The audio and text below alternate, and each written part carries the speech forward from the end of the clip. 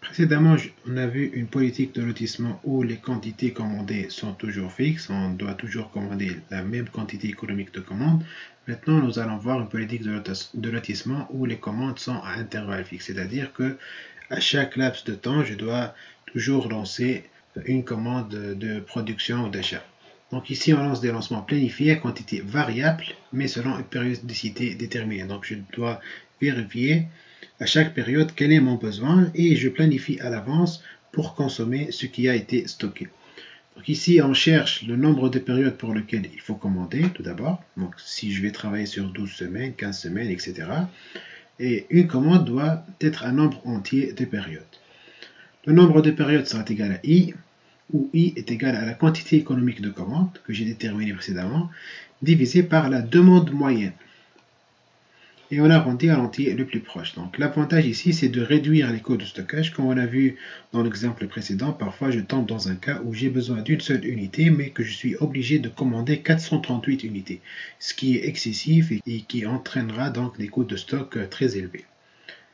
Maintenant, revenons à notre exemple. Donc ici, nous avons les besoins nets qui sont connus et on nous demande de créer un plan de besoins en matière. Donc tout d'abord, je commence par le calcul de I. Donc I, comme je l'ai dit, c'est la quantité économique de commande divisée par la demande moyenne. Donc 437,6 divisé par 1915 divisé par 12. Donc ça me donne 3. Donc je commence maintenant l'élaboration de mon tableau avec la semaine numéro 4, vu que la semaine 3, c'était une semaine d'initialisation, donc je n'ai rien à commander ici.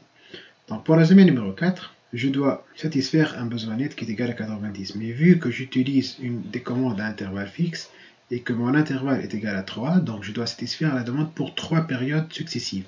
Donc je considère les besoins pour les semaines 4, 5 et 6 pour la première fois. Donc 4, 5 et 6 ont un besoin net cumulatif qui est égal à 360.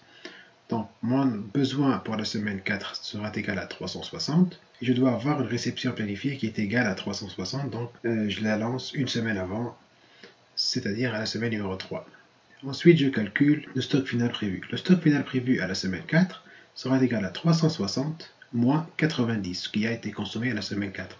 Donc ça sera égal à 270. Ensuite, pour la semaine 5, étant donné que j'ai une quantité suffisante en stock, je n'aurai aucun besoin net. Et donc je consomme 170 unités et j'aurai en stock 100 unités.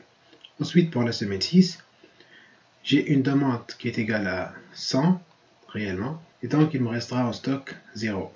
Ensuite, je passe à la deuxième plage de valeur. Donc ici, pour la deuxième plage, j'ai les semaines 7, 8 et 9, dont la demande totale sera égale à 730. Donc 350 plus 150 plus 230. Ça me donne 330. Donc ça sera le besoin net pour la semaine 7.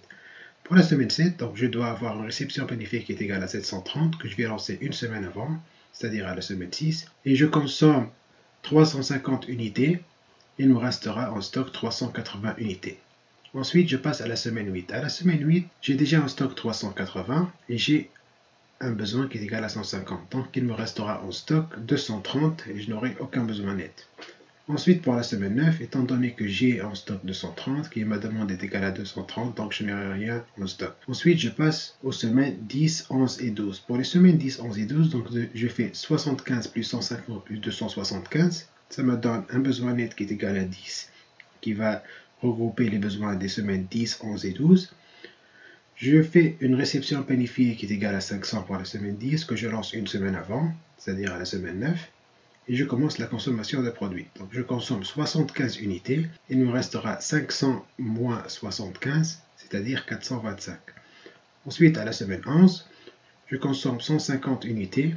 Je mets à jour mon stock final qui sera égal à 425 moins 150, donc 275. Et je passe à la semaine 12. Pour la semaine 12, ma demande de consommation est égale à 275. Je n'ai rien à planifier et j'aurai en stock 0 unité. Ensuite, je passe aux semaines 13, 14 et 15. Pour 13, 14 et 15, la demande totale sera égale à 150 plus 100 plus 75, donc 325. Je dois avoir une réception qui est égale à 325. Je vais lancer une semaine avant et je mets à jour la ligne de stock final prévue qui sera égale pour la semaine 13 à 325 moins 150, donc 175. Ensuite, pour la semaine 14, 175 moins 175.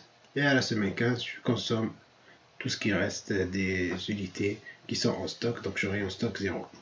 Ensuite, je passe aux lignes de coût de lancement et de coût de stockage. À chaque fois que je passe une commande, je dois payer 60 $.